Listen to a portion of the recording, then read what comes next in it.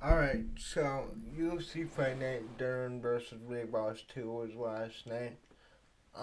Really quick, I had things to do, so I wasn't able to watch it fully live. I went back and watched it later.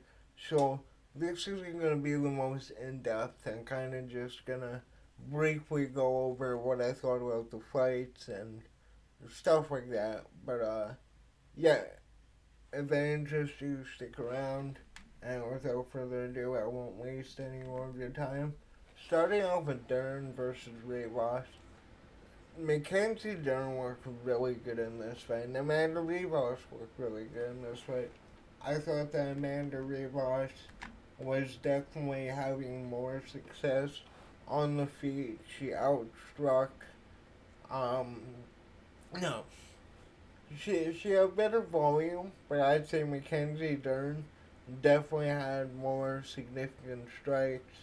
Um, was mixing it up between the head, body, and leg kicks more than Amanda Ribas. Amanda Ribas was able to get two takedowns, look good on the ground. Then Mackenzie Dern in the third round was able to pull off one of the crazy, one of the cleanest armbar's I've ever seen. Mackenzie Dern's jiu-jitsu is next level, man. But all in all, I was surprised with this fight. Really good performance, and you look at the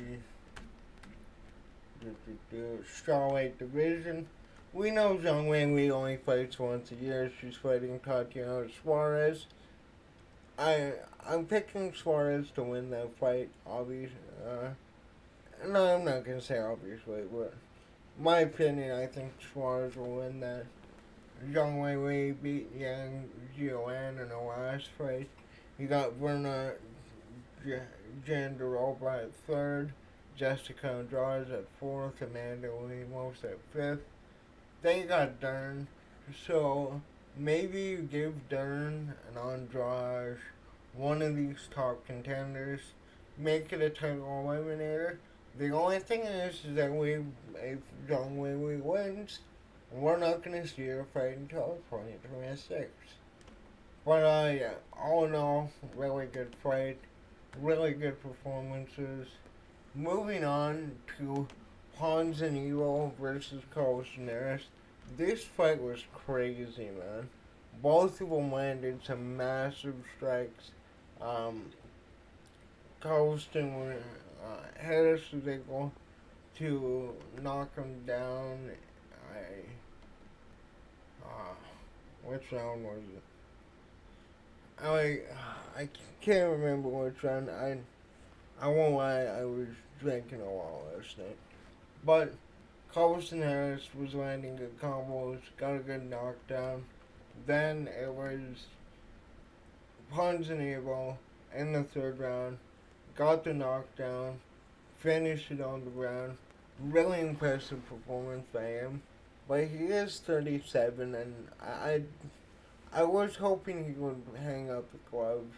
Maybe do one last fight, have him retire, and yeah, all in all, really good fight. Next, this is a big one I wanted to talk about. Cesar Almeida versus Abdul Razak Al Hassan. Cesar Almeida, we all know, beat Pereira in kickboxing, trains with Pereira, and he showed off good grappling in his last few fights. But this was a showcase of his striking ability. Like, Abdul Razak nearly had him finished, and then it was a beautiful left hook throw. Everything that Abdul was throwing at him landed perfectly. Flatline knockout. Incredible performance. This is what I've wanted to see from Cesar Almeida in his last two fights. He is at 185. I know he's training partners with Pereira now. I would like to see him continue that. He is an older guy. I think he's 36. So if he wants to go on a title run, the UFC will have to get behind him and really push him through the rankings. But again, at middleweight, you got DDP, Sean Strickland, Adesanya, Hamza Chimaev, Whitaker is probably moving up. Nasri and Ribas, who is fighting Israel Adesanya. You got Kale Baralo. And then you have the old guard of Marvin Vittoria, Jared Cannonier, Brendan Allen, one of the most scoring middleweights I've ever seen, Roman Dolidze, and Paulo Costa. So, again, I thought it was a really good performance by Cesar Almeida. It showed off what we thought he's capable of, and I want to see him continue to grow. Maybe go on that surprising run. He comes from the kickboxing background, so he could be a Pereira, or is he, where he fights 3 times a year. He fights, uh, he only takes a few months to recover, and he's back in another fight. Now, moving on to one of the weirdest stoppages I've ever seen in Chris Curtis versus Roman Kopylov. Kopylov got the KO by a head kick at 4 minutes and 59 seconds of round number 3, but Chris Curtis wasn't out. I don't get how this is a KO. He was still protecting himself, still got back up, looked like he was rocked, and there was 1 second left. 1 second left. Like, don't get me wrong, I thought Roman Kopylov, like I said, was winning this fight handedly. But I completely disagree with that stoppage. But, yeah. Moving on to Christian Rodriguez versus Austin Boshi. Rodriguez defeating Boshi by unanimous decision, 29-28. Looking at this fight, Rodriguez is just landing the better combinations, landing more volume. Was very efficient in the body strikes and didn't throw any leg kicks, but again, I kind of thought that this is pretty clear. I agreed with the judge's decision on this, but yeah, good win by Christian Rodriguez. Austin Boshi, he's 23. I feel like we put too much pressure on these prospects. I feel like they do need a few years to get adjusted and really find themselves in the UFC, because the UFC is supposed to be the best of the best fighting each other. So, really fun fight by them, and yeah. Moving on to Panelo Serrano versus Euros Medic, or Medic, however you say it. Serrano defeated Medic by TKO, round number 1 in 31 seconds. Crazy performance. Earl was only able to land two shots, and it was all Serrano landing big shots, getting in the knockdown, finishing him on the ground. Really good fight by him. Really good performance. I'd be interested to see, like, with these guys coming up in 170, and I'd say that 170 is slowly getting back to what it was a few years ago. Like, we got Bawal, we got Shavkat, we got Buckley, we got JDM, Sean Brady, Ian Gary. You still got guys like Gilbert Burns. You got Michael Morales, who's fighting Gilbert Morales, who's fighting Gilbert Burns. Michael Benham Page. You got Shara Magomedov. He's a middleweight. Never mind. I just said something stupid. But yeah, really good performance by him. And yeah, moving on to Jose Johnson versus Felipe Burns. Burns submitted Johnson by an armbar in round one. This is this is a really good performance by Felipe Burns. Was able to wasn't able to land the takedowns. Eventually though, got him on the ground and grabbed that armbar, finished it quick. Impressive performance. Like every performance on this card was really good. Like I don't think there was a single bad fight apart from that stupid stoppage in the Chris Curtis fight. Now, moving on to Marco Tullio versus Ihor Potieria. Tullio defeated Potieria by TK. TKO in round one. This is a really impressive performance. Marco Tullio being a very, very interesting prospect in the middleweight division. He beat Potieria. He beat Close on the Contender Series. He's won his last 3 fights by knockout.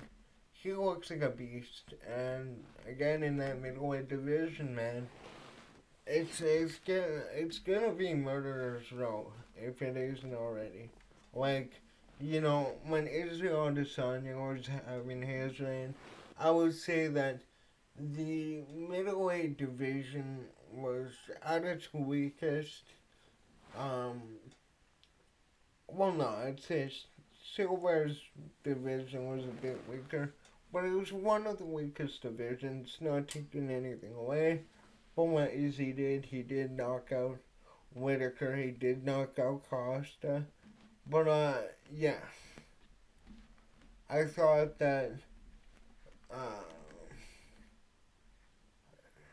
Burns, yeah, there we go. I lost my when I was on the notes here. But yeah, really good win by.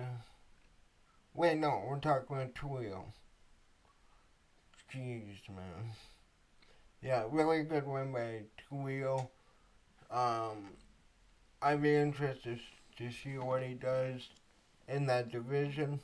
Moving on though, Thiago Moises versus Trey Ogden.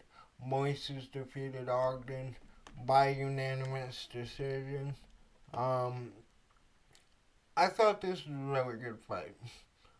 Trey Ogden did outland him 117 to 75.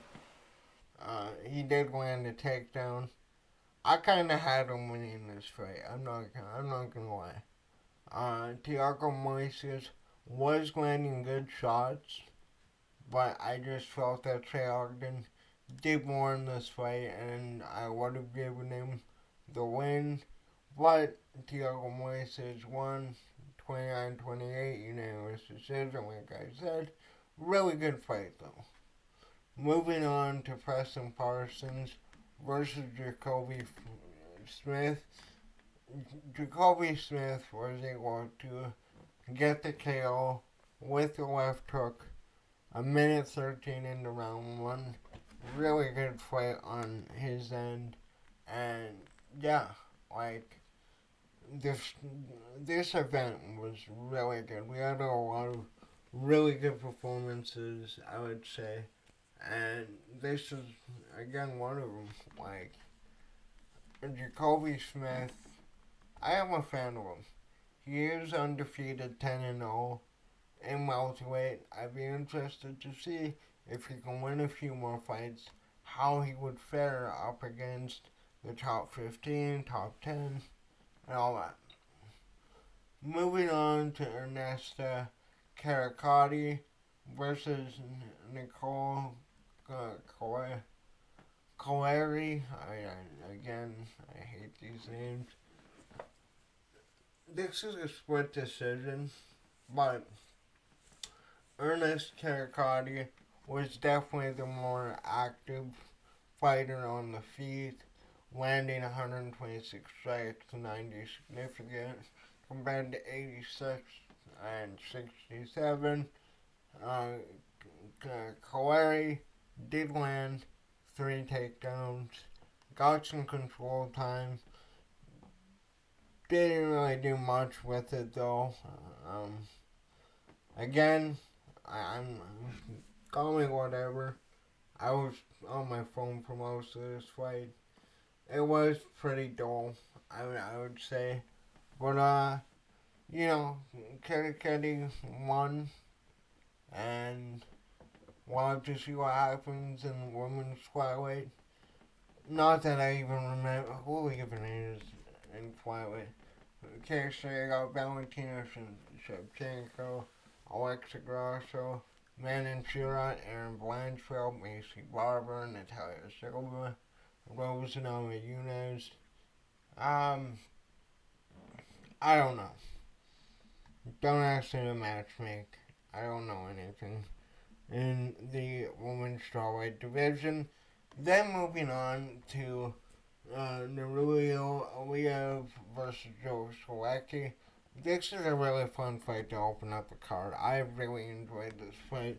Aliyev won by unanimous decision, 30-27, 29-28, and 29-28. I just thought he was landing more efficiently, landing some really good combos, mixing it up between the head and body a bit more than what Joe Solecki was doing.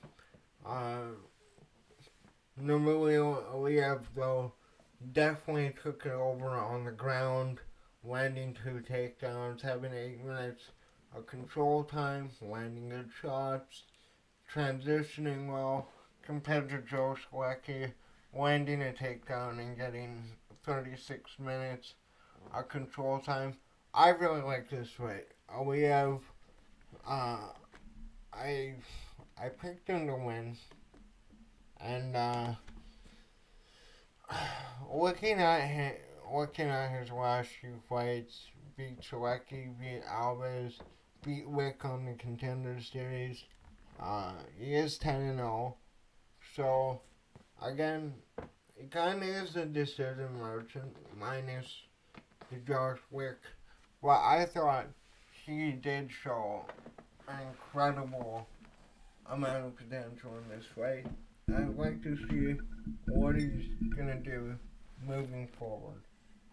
All in all, though, I thought this was a really interesting card. Really glad that fights are back.